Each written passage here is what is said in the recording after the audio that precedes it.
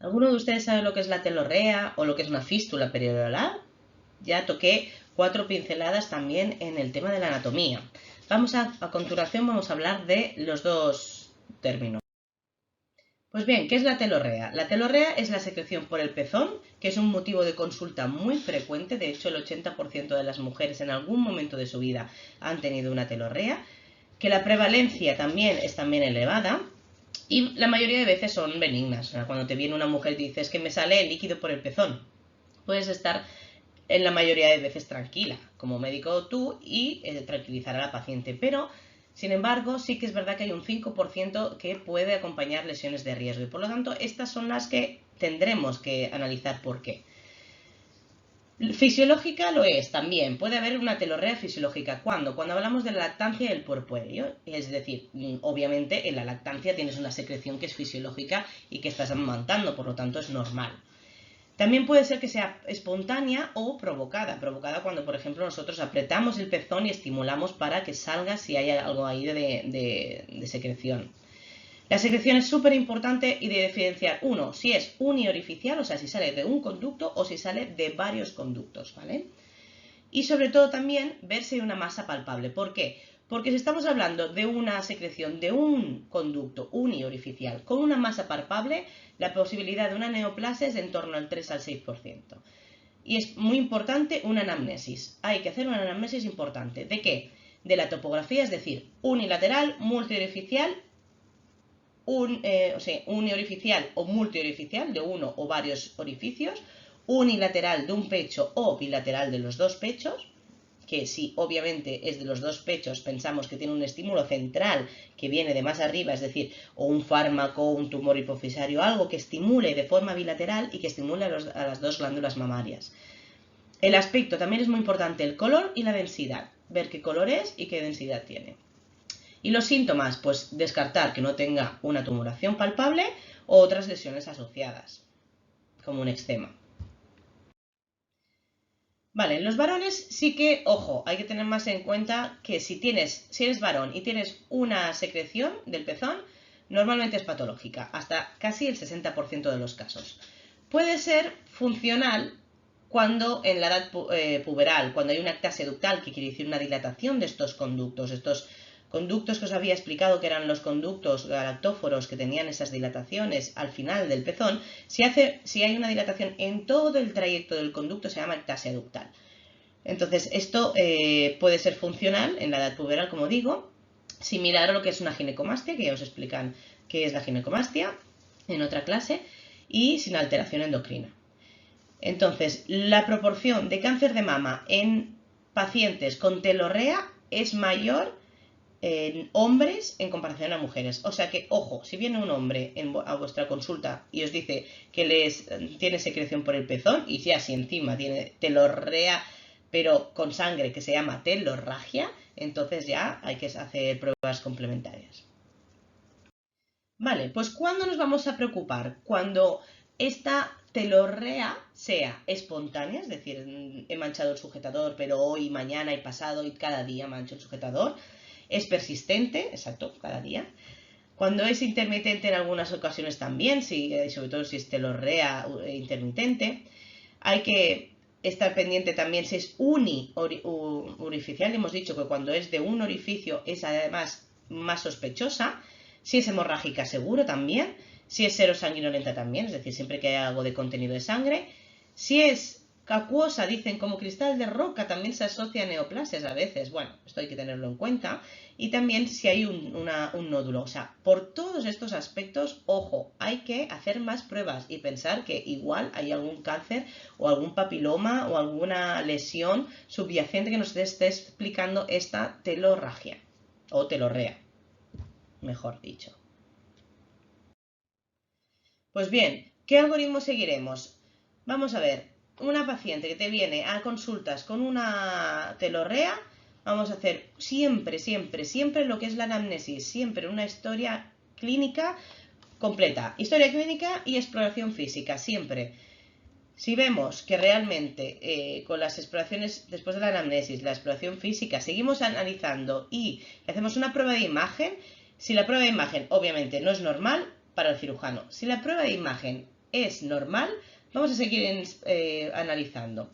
Si viene de un ducto, hemos dicho que eso hay que ir al cirujano, no nos gusta con solo un ducto.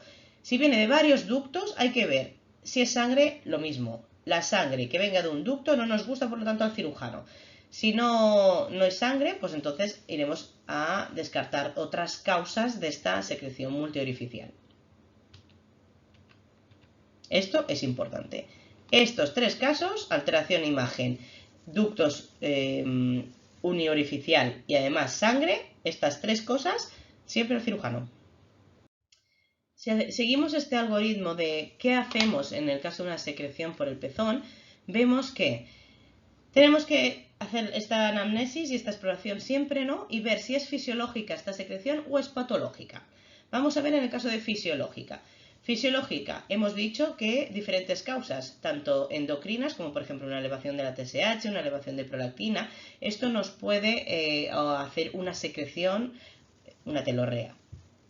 Hay que ver muy bien lo que es también los tratamientos que han tenido los pacientes, porque depende de qué tratamientos, como por ejemplo la cabergolina, pues puede provocar una telorrea. Y entonces, si realmente tienes un problema de la TSH o niveles de prolactina elevados, esto se controla con tratamiento médico. Si es fisiológica, pero tienes menos de 40 años, lo observaremos. Si tienes más de 40 años, haremos mamografías y alguna exploración complementaria. Ahora bien, si esta secreción es patológica, ¿qué quiere decir patológica? Pues estamos hablando, pues sanguinolenta, por ejemplo. Pues haremos mamografías, ecografías, haremos una exploración radiológica dirigida. Si es negativa, es decir, todas las exploraciones son normales, pues podemos hacer, cuando una exploración es normal, pero sigue con secreción sospechosa, se pueden hacer más exploraciones, como por ejemplo una resonancia o incluso una cirugía y exéresis, si es alta sospecha. Si estas mamografías ya no son normales, obviamente tenemos que ir a una biopsia. Conclusión, descartar que no sea fisiológico y si es patológico, ir a hacer pruebas complementarias de imagen y si hace falta, llegar a una biopsia. Diagnósticos diferenciales, importantísimo. Venga, galactorrea, secreción blanquinosa, ¿no? Es la definición. Cuando la secreción es de color blanco, se llama galactorrea. Esta secreción puede ser bilateral, normalmente, y multiorificial, por ejemplo, cuando una fisiológica sería la de la lactancia, pero cuando hablamos de que no es fisiológica es porque hay alguna alteración hormonal. ¿Y esto qué quiere decir? Pues por ejemplo que tengamos una hiperprolactinemia, un tumor hipofisario, que tengamos este hipotiroidismo, que entonces lo controlas mirándolo de la TSH, hormonas tiroideas, y entonces adaptándolo con fármacos. Secundaria a fármacos, por ejemplo, también lo hemos dicho, la cabergolina o fármacos. Hay muchos pacientes que por hipertensiones, mucha patología de base, toman mucha medicación. Si miramos los efectos secundarios, algunos pueden dar esto. O sea, los tratamientos en pacientes pueden causar también una secreción. Cirugía de pared torácica también se ha descrito, el estrés o enfermedades sistémicas como la tuberculosis o la insuficiencia renal.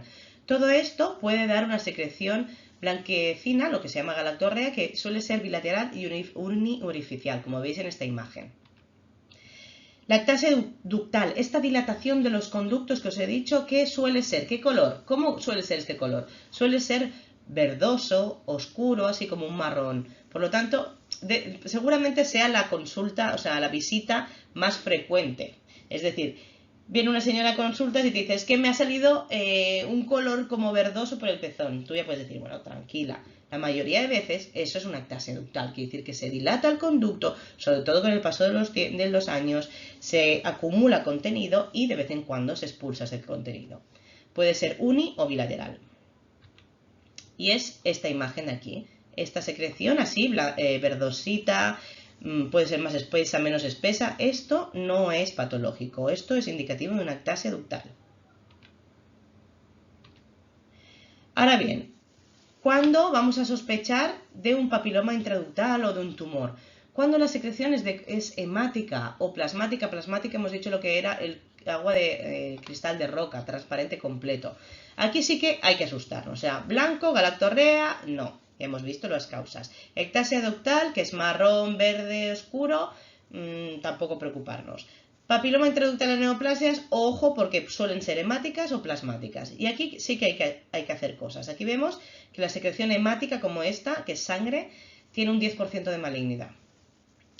Los papilomas tienen secreción hemática entre un 60 y 80%. ¿Y qué hay que hacer en estos casos? Entonces, si tenemos una secreción hemática, hay que ponernos las pilas y ver, hacer una citología, que es ya lo hemos dicho, ¿no? El análisis de las células en una lámina y ver si realmente tiene atipia o no tiene atipia en una tinción.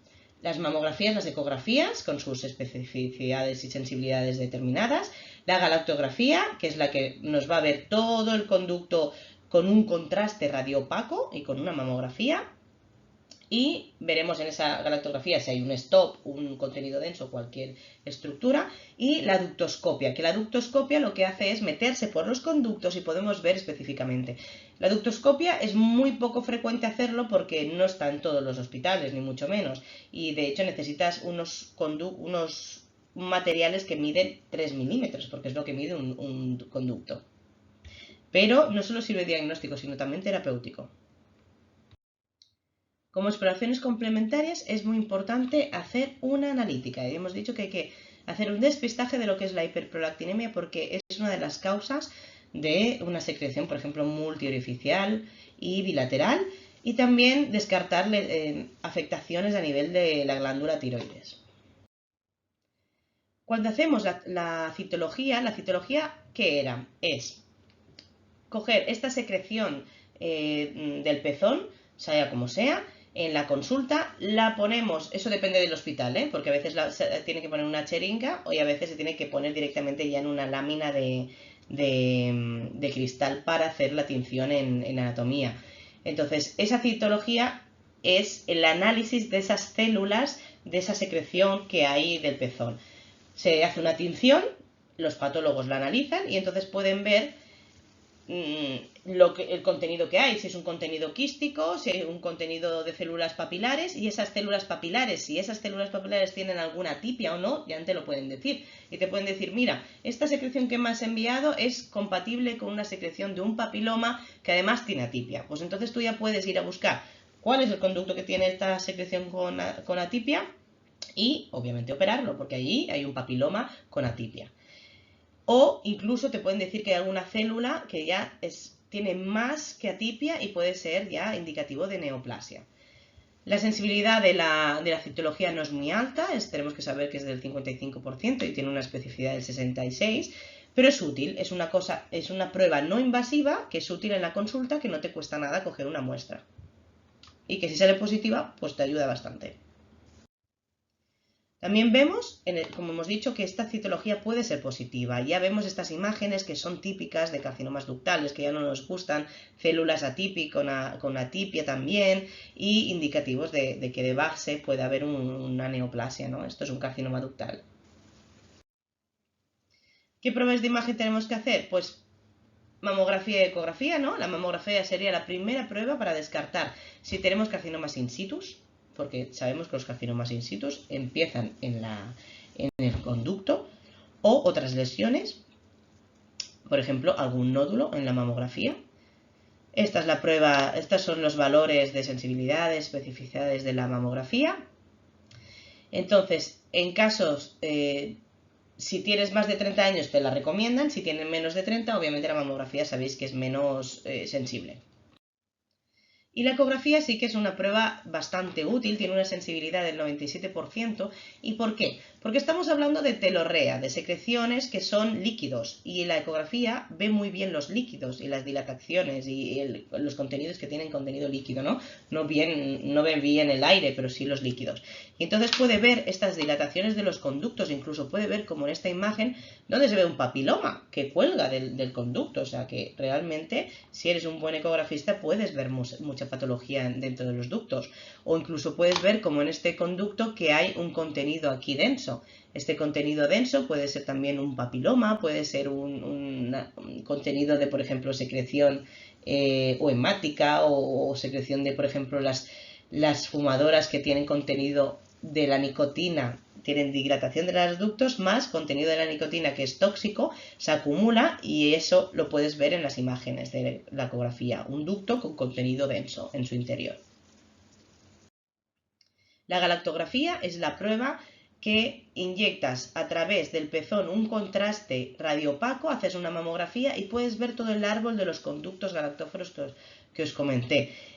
Con esta prueba podemos ver si este contraste tiene algún stop, tiene alguna tumoración dentro, si tiene ramificaciones que no nos acaban de gustar. Bueno, podemos ver todo lo que es el árbol de los conductos y su trayecto. Lo más importante será cuando veamos eso, un stop, una distorsión, un defecto de reflexión. Esta es la sensibilidad y la especificidad. Puede molestar a veces un poco porque no dejas de meter un contraste por un ducto muy chiquitito. Y la resonancia. La resonancia también se puede utilizar, sobre todo cuando tienes pruebas de imagen como una eco o una mamografía y una citología que todo es normal, pero el paciente continúa con telorragia. Entonces, claro, una secreción hemática, que hay que hacer más pruebas, hay que descartarlo. Entonces, en estos casos recomiendan una resonancia y te puede indicar si hay alguna lesión sospechosa. Hay otras opciones que también se han visto, que por ejemplo, pues es esto, el mammary pump, pero bueno, son exploraciones que realmente no están del todo llevadas por todo el mundo. Aquí vemos la sensibilidad y la especificidad de la resonancia. Y esto es lo que es el mammary pump, que es como succionar para ver si conseguimos el líquido y detectar ahí si hay hiperplasia típica o alguna carcinoma intraductal con la secreción del pezón. Y la ductoscopia, que es lo que os he comentado previamente, he hecho una pincelada, que es meter un mini endoscopio con una fibra óptica de 1,2 a 0,2 milímetros, o sea, realmente súper pequeñas, que la podemos ver en esta imagen. Y estos son las imágenes por dentro del conducto, donde podemos ver ocupaciones, podemos ver detritus, podemos ver incluso hasta los papilomas. Esto sirve como diagnóstico, pero también en algunos sitios hacen terapéutica y con esta ductoscopia hacen la exéresis del papiloma. La biopsia, aguja gruesa, cuando hay una sospecha de un nódulo, una telorrea más un nódulo, obviamente hay que hacer una BAG, una biopsia aguja gruesa. Siempre con el mayor grueso posible y marcar la lesión, porque muchas veces haremos esta exéresis, nos sale un papiloma, pero con atipia y luego lo queremos sacar. ¿Cómo sacamos este papiloma con atipia? Que igual mide 5 milímetros y que ya le hemos hecho una biopsia y no sabemos dónde localizarlo. Entonces, en estos casos hay que tener muy en cuenta, si eres radiólogo, de dejar alguna señal o marcar la lesión de forma que nosotros en quirófano podamos quitarlo posteriormente. ¿Y qué pruebas utilizaremos para hacer la biopsia? Pues si hace falta ecografía, resonancia, estereotaxia, lo que haga falta. Y aquí vemos, por ejemplo, imágenes de las biopsias, por ejemplo, un papiloma intraductal. Esto es una imagen que os explican en anatomía patológica mejor en otro módulo, donde veis todas las células y la imagen que tiene del papiloma. Entonces vemos que esta biopsia ha sido compatible con papiloma y decidiremos si quitarlo o no. Eso también os lo explicarán en otro módulo. Más imágenes de papiloma intraductal. Y bien, el tratamiento. ¿Qué tratamiento haremos? Pues suprimir, obviamente, el agente causal. Es decir, si podemos cambiar de fármaco porque este fármaco nos produce la telorrea, pues cambiaremos de fármaco. Es decir, pacientes que tienen pues hipertensión y se puede cambiar, pues se podría cambiar a otro. Si tienes un tumor hipofisario, inhibidores de la prolactina, o si tienes el tiroides afectado, pues mejorar ese tiroides por el endocrino. Y cirugía, siempre que el papiloma sea intraductal, ¿vale? Pero obviamente hay algunos casos que no, Pero un papiloma intraductal con atipia, por ejemplo, siempre lo tenemos que quitar. Se han descrito que estos papilomas intraductales tienen una tasa de un 1% de carcinoma papilar, por lo tanto habría que pensar en quitarlo. ¿Y cómo se quita? Pues haciendo una lobulectomía selectiva, viendo de cuál de estos conductos sale esta secreción y dónde está este papiloma, y entonces ir selectivamente a quitar este conducto. Aquí vemos dentro del papiloma, dentro del conducto. Esto es el conducto y dentro vemos el papiloma. ¿Y qué pasa? ¿Cómo diferenciaremos este carcinoma papilar? Pues son células que tienen miosina y P63 negativa, como vemos en esta inmunohistoquímica. Y la cirugía, la lobectomía selectiva, se hace canalizando el orificio por donde sale la secreción y haremos la exéresis de todo este lóbulo selectivamente.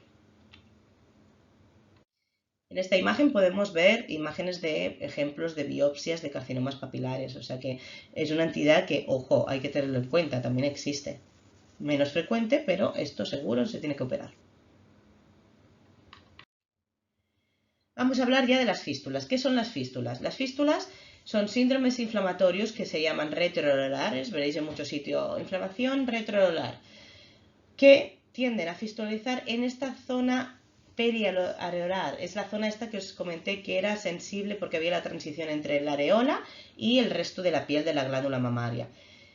Y es la zona por donde sueles hacer esta secreción y sale. Acordaros que el complejo areola-pezón tiene fibras musculares, tiene piel y mucha terminación nerviosa. El tabaco y los productos tóxicos como la nicotina hacen que sea más tóxico, entonces se acumulan los conductos, se dilatan estos conductos, se acumulan estos tóxicos y entonces hay una componente de vasoconstricción, efecto antiestrogénico, sobrecrecimiento de gérmenes y esto provoca muchas veces estas fístulas. Por lo tanto, cuando hagáis una anamnesis y os venga una paciente con una fístula, con una secreción purulenta, con una apertura en este espacio entre la areola, en el complejo areola-pezón, podéis pensar, ¿fumará? Le tenéis que preguntar y prácticamente en el 90% de los casos estas pacientes fuman. Entonces hay que recomendarles dejar de fumar porque esta toxicidad del tabaco les produce el acúmulo de las toxinas en los conductos y sobreinfección. Y entonces empiezan a hacer la secreción recidivante y hasta que no paran de fumar esto no se resuelve. Bueno, os puedes operar, pero volverán a recaer y como tenemos 20 conductos, si has operado uno saldrán el 2 y si no saldrán el 3. ¿Qué podemos ver en las exploraciones físicas? Podemos ver a veces retracciones del pezón, tumoraciones asociadas, eritema. Tenemos que ver realmente si no tiene algo más con la fístula, obviamente. Porque hay tumores que también pueden fistulizar. Es más raro, pero puede haber. ¿Y qué podemos ver? Que la patogenia sería, inicialmente vendría de una ectasia, luego hay una inflamación, luego se provoca una mastitis, esta inflamación de la mama, una telorrea, que es la secreción, una retracción, tanto de los conductos, bueno, del tejido, como también podría ser incluso de la piel, es más raro, pero también una flogosis, empieza a crearse un absceso y finalmente este absceso drena, y drena por esta zona más sensible que es entre la areola pezón y el resto de la piel. Y fistuliza. La microbiología. ¿Qué microbiología podemos ver? Podemos descartar que no haya un MRSA y veremos toda la microbiología típica de la piel también. Estafilococos aureus, streptococos, bueno, hay muchísimas causas. Es importante también cultivarlo. No siempre está infectada esta secreción, pero hay que descartar una infección.